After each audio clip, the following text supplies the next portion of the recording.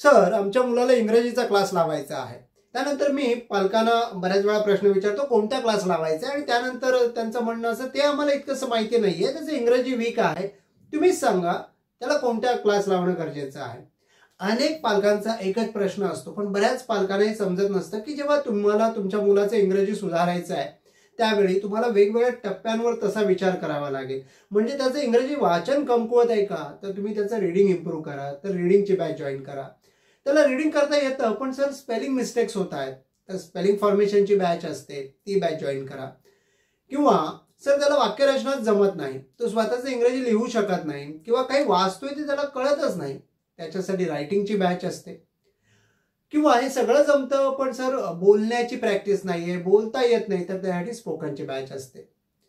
So या वेगवेगळ्या batches तुमच्यासाठी मी घेऊन येतोय नवीन वर्ष 2026 मध्ये. आजचा व्हिडिओ त्याच्यासाठीच आहे की नवीन कोणत्या बॅचेस सुरू होत आहेत आणि कोणत्या बॅचेससाठी तुम्ही ऍडमिशन घेऊ शकताय.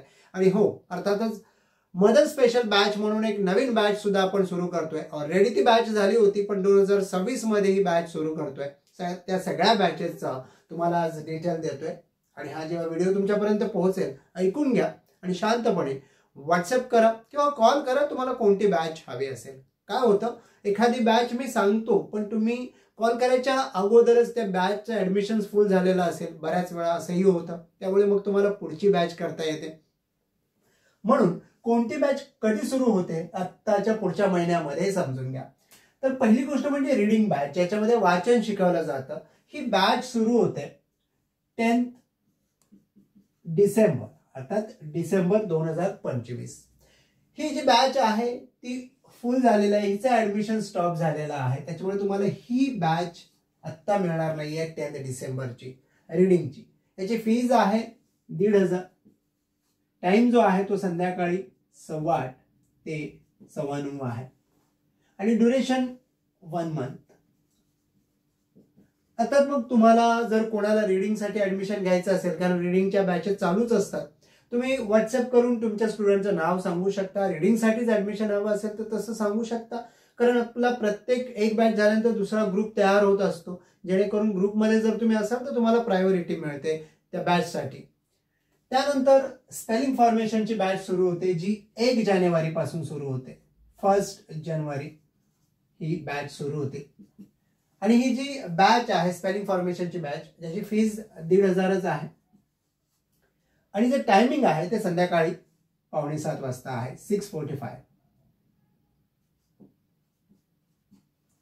हे टायमिंग आहे संध्याकाळी. हे सगळं संध्याकाळचंच टायमिंग आहे आणि ड्युरेशन 1 मंथ आहे.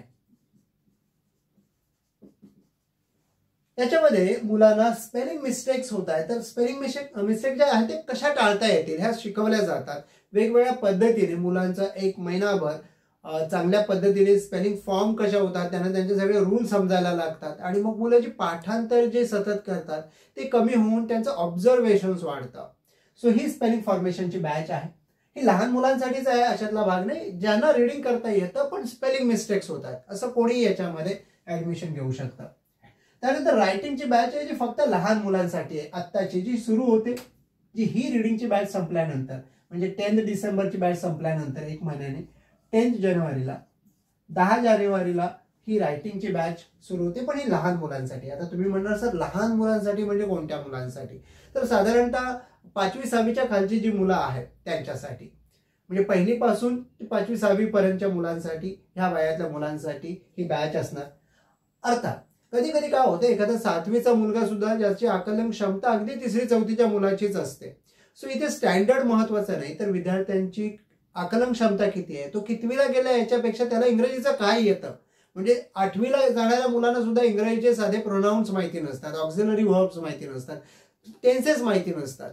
सो असा कुठलाही विद्यार्थी या बॅच मध्ये ऍडमिशन घेऊ शकतो. सो ही रायटिंगची बॅच आहे, याची फीस सुद्धा 1,500 आहे. आणि हे जी टायमिंग आहे ते संध्याकाळी 8:15 ते 9:15, म्हणजे सिम्पली ही बॅच, जी रीडिंगची बॅच संपल्यानंतर ही रायटिंगची बॅच सुरू होणार आहे. आणि हा सुद्धा लहान मुलांचा 1 मंथचा कोर्स आहे. आता तुम्ही म्हणणार सर मग मोठ्यांसाठी कोणती बॅच आहे रायटिंगची, तर येस, मोठ्यांची जी बॅच असते ती 2 महिन्याची असते, 2,500 फीज असते, पण ते आत्ता सुरू आहे. सो तुम्ही त्याच्यासाठी सुद्धा नाव देऊ शकता, पण त्याचं ऍडमिशन सुरू नाही होणार तो फक्त ग्रुप तयार होईल आणि तुम्हाला त्या ग्रुपमध्ये ठेवला जाईल. त्यानंतर मदर स्पेशल बॅच आहे, जी खास करून जे दुपारी ज्यांना वेळ असतो, ज्या गृहिणी आहेत आणि ज्याने ऍक्च्युअली आपलं एज्युकेशन संपवलंय म्हणा, सोडलंय म्हणा, आणि पुन्हा एकदा त्यांना असं वाटतं की आपल्याला इंग्रजी यायला पाहिजे आपल्या मुलांसाठी, कारण बऱ्याच जणांची मुलं जी असतात ती कॉन्व्हेंटमध्ये शिकत असतात आणि बेसिक नॉलेज सुद्धा आपल्याला इंग्रजीचं नसतं. बऱ्याच वेळा शाळेतून येणारे जे इन्स्ट्रक्शन्स असतात तुम्हाला सूचना पुस्तकांमध्ये, त्यांच्या डायरीजमध्ये, ते तुम्हाला रीड करता येत नाही किंवा रीड केल्यानंतर त्याचं मिनिंग लावता येत नाही. स्वतःला एखादी सूचना जर तुम्हाला काही लिहायची असेल तर तुम्ही लिहू शकणार नाही. सो मदर स्पेशल बॅच ही एक रायटिंगचीच बॅच आहे, ज्याच्यामध्ये तुम्हाला वाक्यरचना शिकवली जाईल आणि ही जानेवारी महिन्यामध्ये सुरू होईल. अर्थात ती एक्झॅक्टली जानेवारीमध्ये 10 जानेवारी 15 जानेवारी असं न सांगता मी फक्त ही अनाऊन्स करतोय बॅच. तुम्हाला व्हॉट्सअप करायचंय, मदर स्पेशल बॅच सांगायचंय, तुम्हाला त्या ग्रुपमध्ये ऍड केलं जाईल. याची फी जी आहे ती 2,500 आहे. 2 महिन्याचा हा कोर्स आहे आणि जो टायमिंग आहे तो दुपारी 3:30 हा टायमिंग आहे. याच्यामध्ये तुम्हाला कम्प्लिटली जी रायटिंग जी आहे, वाक्यरचना आहे, ती सगळी समजावली जाईल. सो आय होप तुम्ही या कुठल्याही बॅचेससाठी जर इंटरेस्टेड असाल, जे जानेवारी महिन्यामध्ये जनरली सुरू होणार आहेत, तर माझा व्हॉट्सअप नंबर तुम्हाला इथे फ्लॅश होत असेल, त्याच्यावर तुम्ही मला कॉन्टॅक्ट करायचा आहे, व्हॉट्सअप करायचं आहे. जर तुम्हाला काही इन्क्वायरी करायची असेल तर तुम्ही इन्क्वायरी सुद्धा करू शकता. धन्यवाद.